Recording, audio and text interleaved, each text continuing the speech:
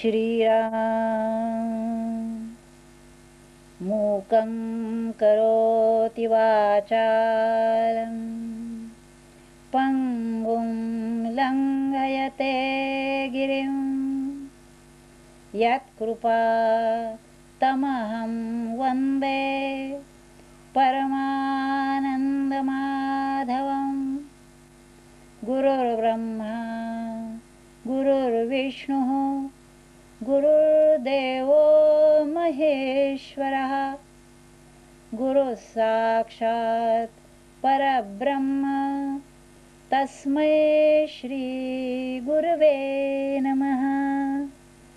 श्रीराम श्रीराम श्रीराम। भगवद्गीतेचा तिसरा अध्याय सुरू आहे, कर्मयोगाचा अध्याय. मागच्या वेळेला आपण बघितलं की ज्ञान होण्यासाठी कर्म करायचं आहे. सामान्य माणसांनी देखील कर्म करायचंच आहे, ज्ञानासाठी असो अगर स्वार्थासाठी असो. आणि भगवंत सांगतात ज्ञान झाल्यानंतर देखील शक्य तर कर्म करायचं आहे, परंतु ज्ञानी माणसाला बंधन नाही की कर्म करायचंच किंवा केलंच पाहिजे, पण करावं हे चांगलं. ब्रह्मदेवाने प्रत्येकाला काही कर्म विहित कर्म म्हणून दिलेलं आहे, ते कर्म प्रत्येकाने करायचं आहे. सामान्य मंडळी कर्म करत आहेत, त्या कर्मामध्ये देवदेवतांच्या त्यांच्या पूजा अर्चाही करत आहेत, त्यांच्याकडून काही फळे त्यांना प्राप्त होत आहे. पण भगवंत म्हणतात त्यांना माहिती नाही की ते जे फळ त्यांना प्राप्त होत आहे ते वस्तुतः मीच त्यांना देतो आहे. कारण एक भगवंतच सर्व ठिकाणी भरून असल्यामुळे जो भक्ती करणाराही तोच आहे, ज्याची भक्ती करतात तोही तोच आहे. पण देवतांतरांना भजून जे काही फळ मागितलं जातं ते शाश्वत नसतं, ते नश्वर असल्यामुळे त्या फळापासून मिळणारं जे सुख आहे तेही तात्पुरतं असतं. म्हणून इथं भगवंतांना सांगायचं आहे अर्जुनाला की तू त्यापेक्षा जो मूळ पुरुष मी आहे त्या परमात्म्यालाच भज, म्हणजे तुला जे आत्मसुख प्राप्त होईल त्याने तू तृप्त समाधानी आणि खरा खरा शांत होशील.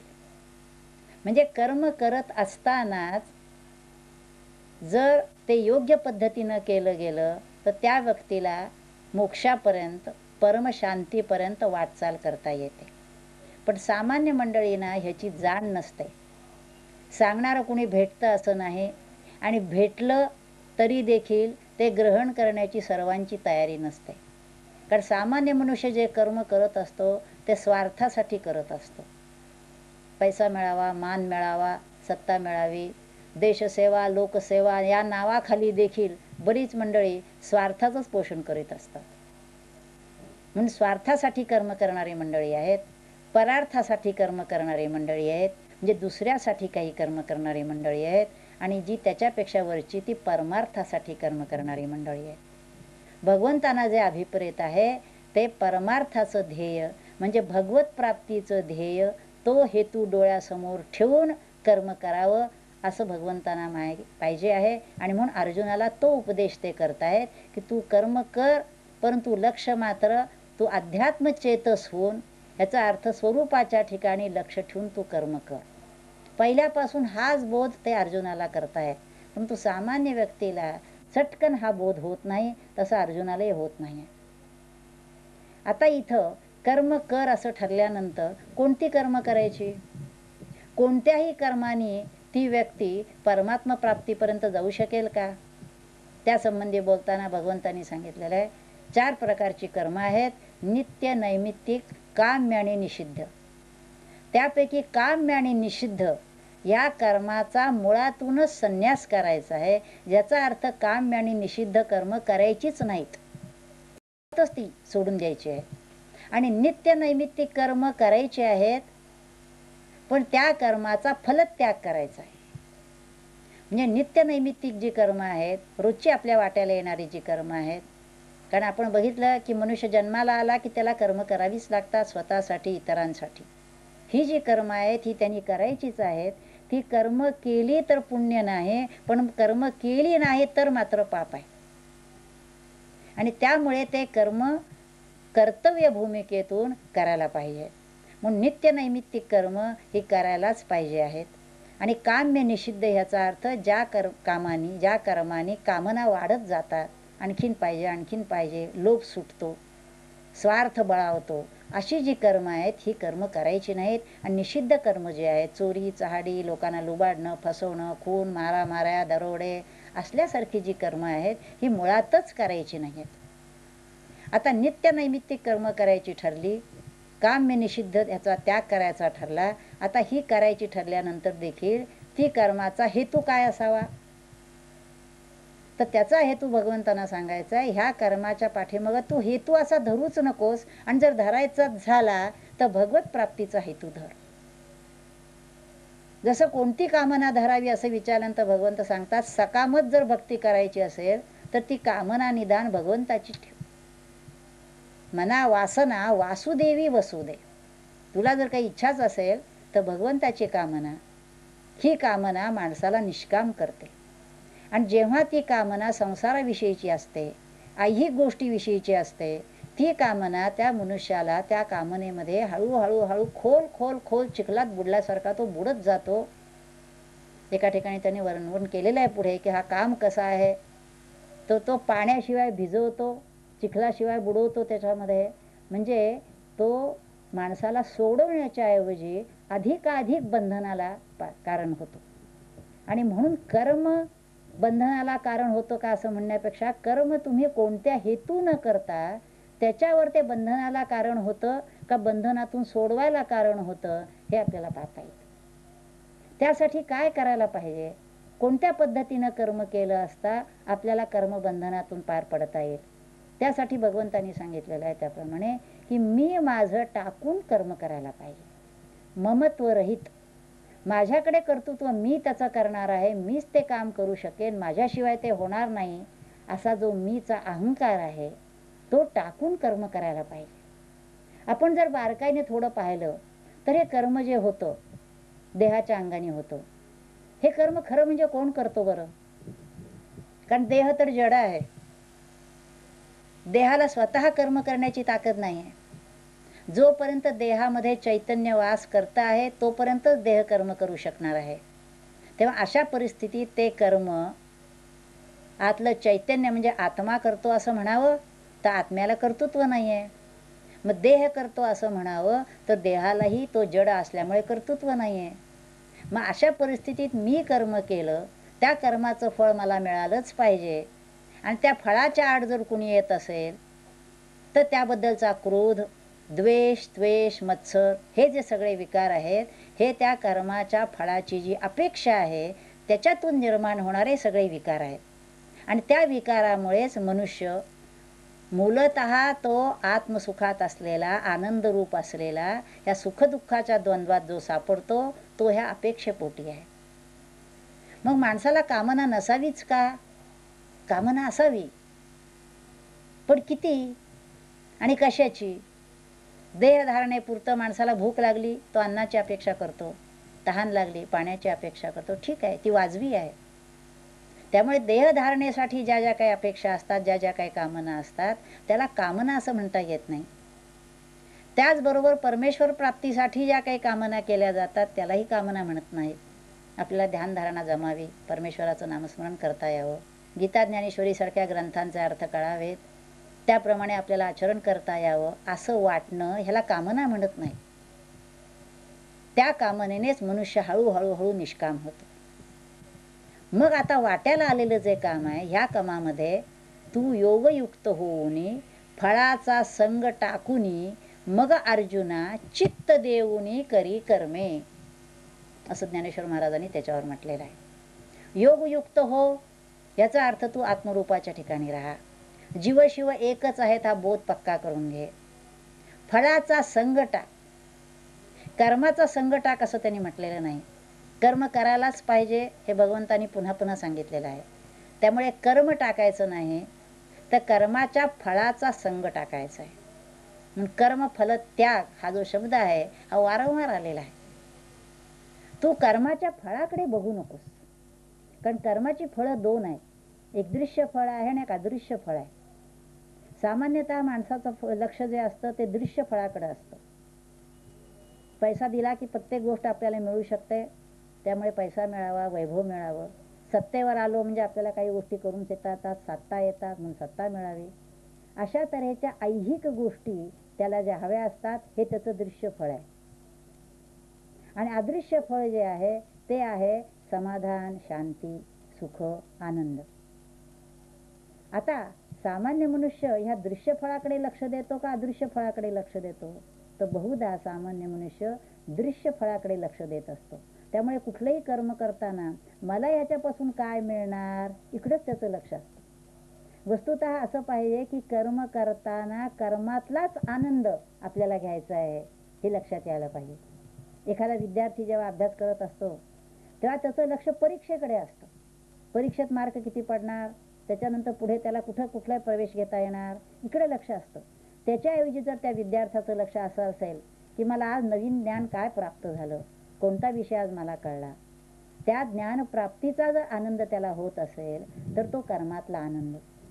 एखादी गृहिणी स्वयंपाक उत्तम करते आहे आणि घरच्या सर्व मंडळींना जेवायला वाढल्यानंतर त्याने आनंदाने त्याचं ग्रहण केलेलं आहे, फार छान झालं आहे असं ते आनंद प्रगट करतायत, तर त्या भगिनीला होणारा जो आनंद आहे त्यामध्ये करत असताना होणारा आनंद आणि इतरांना आनंद झालेला पाहून होणारा आनंद हा वरच्या पातळीवरचा आनंद आहे.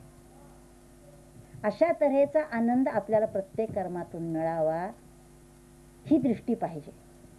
म्हणून कर्माच्या पाठीमागचा हेतू जो आहे हा हेतू केवळ ऐहिक गोष्टीकडे न जाता पारत्रिक हित आपल्याला कसं मिळेल ह्या तऱ्हेनं हेतू ठेवून कर्म केले पाहिजे.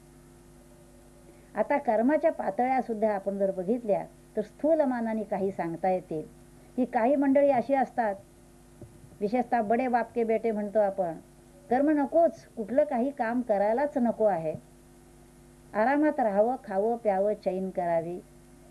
भगवंत यांना म्हणतात अघायु इंद्रियारामा. भगवंत म्हणतात एवं प्रवर्तितम चक्रम, मी हे चक्र प्रवर्तित केलेलं असताना त्यात राहून जो कर्म करत नाही तो आळशी, आयदी, एवढंच नव्हे तर तो पापी आहे असं त्यांनी म्हटलंय. तर या कनिष्ठ पातळीवरचा जो मनुष्य आहे तो जे आहे ते आरामात खावं प्यावं इथपर्यंत आहे.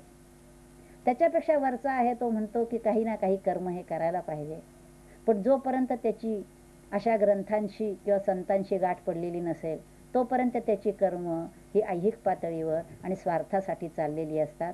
त्यामुळे तो म्हणतो मी कर्म करतो आहे, त्या कर्माचं फळ मला मिळतं आहे, मी माझ्या ठिकाणी ठीक आहे. त्याच्यावरच्या पातळीवर जाणारा म्हणतो जर त्याला कोणी सद्गुरू भेटले, संत भेटले आणि त्याला कर्माचं त्यांनी जर का उपयोग, कर्माचा कर्मयोग कसा करायचा ही जर कल्पना त्याला दिली आणि त्याला जर ती मानवली तर तो म्हणतो हे कर्म मी केलेलं आहे, परंतु हे सगळंच्या सगळं मी ओम तत्सत ब्रह्मार्पणमस्तु म्हणून भगवंतांना अर्पण करणार आहे. म्हणजे ह्या ठिकाणी भगवंतांना तो अर्पण करतो आहे, पण ते करत असताना देखील मी कर्म केलं हा भाव त्याच्या पाठीमागं आहे. म्हणजे कर्माचं कर्तृत्व तो स्वतःकडे घेतो आहे आणि हे मी केलेलं कर्म भगवंताला अर्पण करतो आहे. असं नुसतं म्हणणं नाही आहे, खऱ्या अर्थाने ते अर्पण झालं पाहिजे. म्हणजे त्या ठिकाणी कर्माच्या फळापासून आपल्याला काही अपेक्षा न राहता कर्मफल त्यागाला ते जास्त सोयीचं पडतं. आणि हळूहळू तो जसा साधना करायला लागेल तसं तसं त्याच्या लक्षात यायला लागतं की हा देह कर्म करतो आहे आणि हा देह प्रकृतीच्या अधीन आहे, प्रकृती ही त्रिगुणांनी बनलेली आहे आणि त्यामुळे सत्व रज तमानुसार ही प्रकृती काही चांगली कामं करते आहे, काही रजोगुणाची कामं चाललेली आहेत, काही तमोगुणाची कामं चाललेली आहेत. परंतु हळूहळू साधनेमुळे प्रकृती शुद्ध व्हायला लागल्यामुळे रजोगुणाची तमोगुणाची कामं जरी म्हटली तरी त्याच्यामध्ये शुद्ध रजोगुणाची, शुद्ध तमोगुणाची अशी जर कर्म असतील तर त्याची ऊर्ध्वं गच्छन्ति सत्वस्थः असं म्हटलं आहे, त्याप्रमाणे सत्वगुण वाढीला लागून हळूहळू हळूहळू त्याची गती ऊर्ध्व म्हणजे चित्तशुद्धीकडे होते आणि तो जी काही कर्म करत राहतो ती अतिशय चांगल्या पातळीवर व्हायला लागतात. तथापि मी त्यातमध्ये शिल्लक असतो आणि त्यापेक्षा वर गेल्यानंतर जेव्हा त्याच्या लक्षात येतं की सगळी कर्म प्रकृती करते आहे आणि मी जीव हा आत्मरूप असून मला कोणतंच कर्तृत्व नाही, न कर्तृत्व न कर्माणी, माझ्याकडे कर्तृत्वही नाही, कर्मही मी करत नाही, ही कर्म सहज प्रकृतीकडून घडत आहेत, त्यामुळे त्या कर्माचं माझ्याकडे काहीही नाही असं म्हणून तो हळूहळू त्याच्यापासून अलिप्त व्हायला लागतो आणि सगळ्या कर्मांचा तो साक्षी बनतो. या अवस्थेपर्यंत प्रत्येकाला जायचं आहे. पण ही अवस्था केवळ ग्रंथांच्या शब्दांचा अभ्यास करून होणार नाहीये. केवळ ग्रंथ पाठांतर करून गीतेचे संबंध 700 श्लोक पाठ केले म्हणून हा बोध होईल असं होणार नाही. त्यासाठी महत्वाची साधना जी आहे ती ध्यान.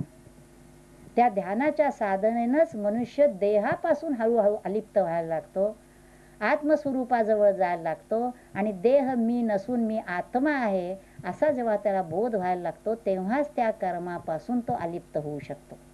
आणि म्हणून ह्या ग्रंथ जे सगळे आहेत हे ग्रंथ साधनेचे ग्रंथ आहेत, नुसते अभ्यासाचे नाहीत. आणि त्या प्रत्येक अध्यायातून ही साधनाच सांगितलेली आहे. आणि त्यामुळे ह्या अध्यायात देखील त्यांनी कर्माचा कर्मयोग कसा करायचा ते सांगितलेलं आहे. आणि कर्माच्या अंगाने कर्मयोग म्हणजे जीवाचा शिवाशी संयोग कसा साधायचा त्याची युक्ती म्हणून मी माझं काढून कर्म कर. त्याच्यासाठी कुठं उठून जायला पाहिजे, संन्यास घेऊन अरण्यात जायला पाहिजे असंही ते सांगत नाहीत. तर संन्यासासंबंधी त्यांची जी काही कल्पना आहे ती आपण 5व्या अध्यायात पाहणार आहोत. परंतु आता हे सगळं वर्णन सांगितल्यानंतर अर्जुनाला ते बरं वाटतं आणि अर्जुन म्हणतो इतकं जर या कर्माचं महत्व आहे, कारण कर्मानी साक्षात मोक्ष नाही पण तरी देखील कर्मानी चित्तशुद्धीद्वारा भक्ती ज्ञानाचा उदय होऊन ज्ञेयापर्यंत जाता येतं.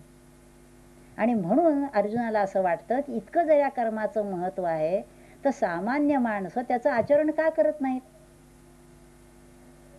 वास्तविक भगवंतांनी असं सांगितलेलं ह्या ठिकाणी की स्वधर्मामध्ये काही दोष असले तरी देखील स्वधर्माचंच आचरण करावं, परधर्माचं करू नये. स्वधर्मे निधनम श्रेय हा परधर्मो भयावहा. काही मंडळी या स्वधर्म ह्याचा अर्थ पुष्कळ रिलिजन अशा अर्थी घेतात, पण भगवंतांना तसा अर्थ अभिप्रेत नसावा असं वाटतं. कारण ह्या ठिकाणी त्यांना असं म्हणायचे जे तुझ्या वाट्याला आलेले कर्म आहे त्या कर्मात दोष असेल, त्याच्यात काही वैगुण्य असण्याची शक्यता आहे, तरी देखील तुझ्या वाट्याला आलेले जे कर्म आहेत तेच तू करणं योग्य आहे. आणि म्हणून त्यांनी 18व्या देखील पुन्हा देखील तेच सांगितलंय, श्रेयान स्वधर्मो विगुणः परधर्मात स्वनुष्ठितात. किंवा पुन्हा त्यांनी 18व्या अध्यायात म्हटलंय सहजम कर्म कौंतेय सदोषम अपि न त्यजेत. तुझ्या वाट्याला आलेले जे कर्म आहे त्याच्यात जरी दोष असला तरी तू टाकू नकोस. त्याचं कारण असं आहे की कोणतंही कर्म म्हटलं की त्या कर्मामध्ये दोष हा येणारच. ज्या देह मनबुद्धीकडून हे कर्म केलं जातं त्या देहात काही प्रकृतीचे दोष आहेत, मनामध्ये दोष आहेत, बुद्धीमध्ये दोष आहेत, ते दोष त्या कर्मात येत असतात. साहजिकच ते दोष येतात म्हणून कर्म टाकायचं नाही. एका ठिकाणी संत सांगून जातात की ज्या ज्या वेळेला असं होतं त्या वेळेला हरिस्मरण करावं. दोष येतोय असं वाटलं की त्या ठिकाणी हरिस्मरण करावं. ह्याचा अर्थ हरिस्मरण करत वेडीवाकडी कर्म करावी असा त्याचा अर्थ घ्यायचा नाही आहे. कारण आपण सुरुवातीलाच सांगितलेलं आहे की काम आणि निषिद्ध कर्म हे संपूर्णतः टाकायचे. नित्य नैमित्तिक कर्माबद्दल आपण बोलतो आहोत की नित्य नैमित्तिक कर्माचा देखील आपल्याला जर लेप लागायला नको असेल तर ती सगळी कर्म देखील पूर्णतः अर्पण करायचे. आणि पुढे पुढे मग अशी एक स्थिती येते की कर्म घडतच नाही आहे, कारण त्या ठिकाणी कर्ता कर्म हे सगळे एकरूपच झालेले असल्यामुळे त्या ठिकाणी कर्म घडतच नाही आहे. अशी जी आत्मरूप झालेली स्थिती आहे त्या ठिकाणी तो जर मनुष्य तो मुमुक्षु येऊन पोचला, त्याला ज्ञान झालं तर मग साक्षीत्वाने सगळ्या गोष्टी सहज घडत असतात, पण तो त्या ठिकाणी पाहतो. त्याचं वर्णन पुन्हा 5व्या अध्यायामध्ये त्याने संन्यासाची स्थिती कशी असती ते वर्णन केलंय. पण इथं अर्जुन असं म्हणतो की इतकं जर सगळं महत्व आहे तर मग मनुष्य पापाचार का करतो. आपलं कर्म टाकून दुसऱ्या कर्माचा ध्यास का धरतो. त्या ठिकाणी भगवंत इथं म्हणतायत कामयेश क्रोधेश रजोगुण समुद्भवा. हे रजोगुणाचे जे दोन आहेत ना, काम आणि क्रोध, हे त्याला कारण आहे. आता हे काम आणि क्रोध आले कुठून. मग जसा देहाचा जन्म झाला तेव्हापासूनच काम आणि क्रोध आले. मुळातच आहेत, ते रक्तातच आहेत. देह दुर्ग हा थारा म्हटलेला आहे त्यांनी. काम क्रोधाचं ठिकाण काय आहे? देह हेच त्याचं ठिकाण आहे. त्या इंद्रियांच्या ठिकाणी, मनाच्या बुद्धीच्या ठिकाणीच कामना आहेत. ते मनच सारखं काही ना काही कामना करत असतं. एक संपली की दुसरी, दुसरी संपली की तिसरी, कधी ते शांत नाहीच आहेत. त्यामुळे हाच त्यांचा थारा असल्यामुळे त्या कामक्रोधाला दूर करणं ही अत्यंत अवघड गोष्ट आहे. ज्ञानेश्वर महाराजांनी या कामावरती खूपच विस्तृत विवरण केलेलं आहे. मग प्रश्न असा येतो की हा जर मुळापासून काढून टाकायचा असेल, कसा काढणार? जोपर्यंत देहभाव आहे, देहबुद्धी जागृत आहे, तोपर्यंत कामक्रोध जात नाही आणि समूळ जातच नाहीत. परंतु आपण जसं म्हटलं की त्या कामनाचा मोहरा भगवंताकडे जर वळवला तर ते कामनातून आपल्याला निष्कामत्वाकडे जाता येतं. आणि म्हणून तिथं भगवंतांनी त्यांना सांगितलेलं आहे की हे काम क्रोध जर जायला हवे असेल तर त्याला भगवंताचं अनुसंधान, आत्मरूपाचं अनुसंधान ठेवलं पाहिजे. याचा अर्थ सोहम बोधाच्या ठिकाणी सारखा जर तो जीव राहण्याचा प्रयत्न करेल की तोच मी आहे, या सगळ्या गोष्टी देहाकडून घडतायत, माझा त्याच्याशी संबंध नाही, असा जर सोहम बोधात तो सारखा राहायला लागला तर मात्र ह्या कामक्रोधापासून त्याला दूर होणे शक्य आहे, अलिप्त राहणे शक्य आहे. आणि त्यांनी एका ठिकाणी म्हटलंय, खरं म्हणजे हे रागद्वेष निमाले तरी ब्रह्मीचे साम्राज्य हाती आले. तुम्हाला ब्रह्माचं साम्राज्य हवं आहे ना, हे राग आणि द्वेष, हवं आणि नको, या गोष्टी जर आपल्यातून गेल्या तर आपल्याला ब्रह्मीचं साम्राज्य आलंय. त्याचं कारण ज्यामध्ये मनामध्ये हे कामक्रोध आलेले असतात ते मनच रामरूप होऊन जातं, ते मनच उन्मन होऊन जातं. त्या मनाचा मनपणा, त्याचे जे विकार, कल्पना, वासना हे सगळं टाकतं आणि मन मुळात नाहीच आहे. मन हे नाथिले म्हटलेलं आहे. ते माणसाच्या आत्मरूपातून आकाराला आलेलं आहे आपल्या संकल्पामुळे. ते मन जर पूर्ण त्या स्वरूपामध्ये लीन झालं तर ते मनाचं रूपच पालटून जातं. तर अशा तऱ्हेनं आपल्याला हे कामक्रोधापासून दूर होण्यासाठी साधनेच्या अंगाने सोहमबोध जर आपण ठेवत राहिलो तर ह्या कामक्रोधापासून देखील आपल्याला मोकळं होणं, वेगळं होणं हे माणसाला शक्य आहे. तर तसं करण्याचा प्रयत्न कर. म्हणून हा सगळा बोध भगवंत सांगत असताना पुन्हा पुन्हा अर्जुनाला ते सांगतायत की हे सांगतो त्याप्रमाणे कर्म तू कर, म्हणजेच तुला जे ध्येय साधायचं आहे, आत्मबोध तुला हवा आहे. कारण आत्मबोधाबद्दलची इच्छा आता अर्जुनाच्या मनात निर्माण झालेली आहे. तर तुला जे साठायचं आहे ते ध्येय तुला साधणं शक्य आहे. तर त्या तऱ्हेनं तू प्रयत्नशील राहा. म्हणून पुन्हा पुन्हा भगवंत अर्जुनाला ते सुचवत आहेत, आज्ञेच्या रूपाने सांगतायत, समजावून सांगतायत. तर त्या अर्जुनाच्या रूपाने जे सांगितलं ते आपल्या सगळ्यांसाठी आहे. कारण आपण सामान्य पातळीवरती स्वार्थाच्या दृष्टीनंच सगळे कर्म करत असतो. ते स्वार्थापासून परार्थापर्यंत आणि पुढे परमार्थापर्यंत आपल्याला प्रवास करायचा असेल आणि मोक्षप्राप्ती जर करायची असेल तर कर्म टाकून मोक्ष नाही, कर्म करतच मोक्ष मिळवायचा आहे. पण तू कर्म अशा पद्धतीनं करायचं आहे की ते कर्म आपल्याला सरळ मोक्षाच्या दारापर्यंत नेऊन पोचवेल. तर अशा तऱ्हेचा हा कर्मयोग हा 3ऱ्या अध्यायामध्ये भगवंतांनी सांगितला आहे. तर त्याचा आपण थोडासा परिचय या 3ऱ्या अध्यायात करून घेतलेला आहे. कर्मसन्यास हाही शब्द इथं आलेला आहे. पण कर्मसन्यास याचा अर्थ निष्क्रियता नव्हे तर नैष्कर्म्यता आहे. कर्मात असतानाच हे नैष्कर्म सिद्धी पाठवाई आपल्याला साध्य करून घ्यायची आहे. तर ही आपल्याला कशी साध्य करायची ते आपण बघायचं आहे. आणि कर्म सगळी यज्ञरूप, त्यागरूप आपल्याला करायचे आहे. हरि ओम तत्सत. नमितो योगी थोर विरागी तत्वज्ञानी संत, तो सत्कविवर परात परगुरु ज्ञानदेव भगवंत. ओम ओम ईशावास्यमिदं सर्वं यत्किंच जगत्यां जगत् तेन त्यक्तेन भुञ्जीथा मा गृधः कस्य स्विद्धनम्. ओम शांति शांति शांति.